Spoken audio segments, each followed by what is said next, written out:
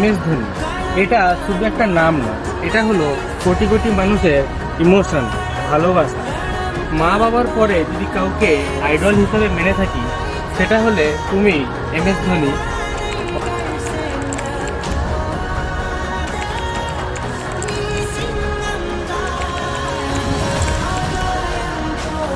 ক্রিকেটের প্রতি প্রথমবার ভালোবাসা জন্মেছিল যখন তোমাকে প্রথমবার টিভির পর্দায় দেখেছিলাম, সেই লম্বা চুলে সাউথ আফ্রিকার মাঠে দাপাতে।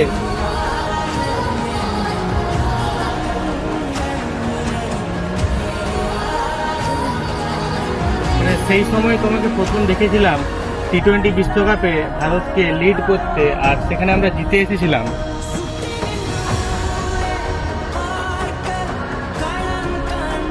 সেদিন থেকেই তোমার প্রতি আমার একটা ভালোবাসা জন্মেছিল, আর সেদিন থেকেই ক্রিকেট দেখারও একটা ইচ্ছা আমার মনে এসেছিল।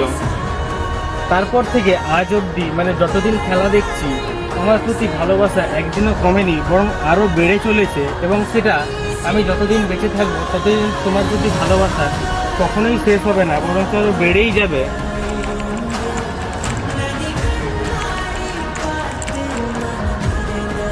বিশ্ব ক্রিকেটে তোমার অবদান কখনোই আমরা ভুলতে পারবো না। যেভাবে 2007-এ T20 বিশ্বকাপ, 2011-তে ICC বিশ্বকাপ, আর 2013-তে চ্যাম্পিয়ন্স ট্রফি আমরা জিতেছিলাম,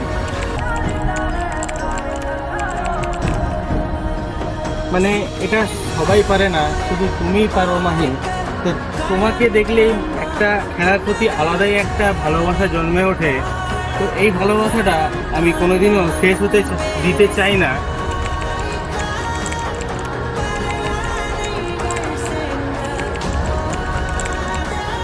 আজকে হলো সেই মহামানবের, সেই মহান মানুষের 43তম জন্মদিন।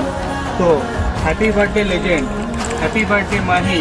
তুমি খুব ভালো থেকো, stay happy, stay safe and stay healthy, এটাই আশা করব।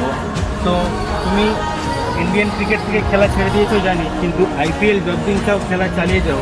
আমরা তোমার খেলা এখনো অনেকটা এনজয় করতে চাই।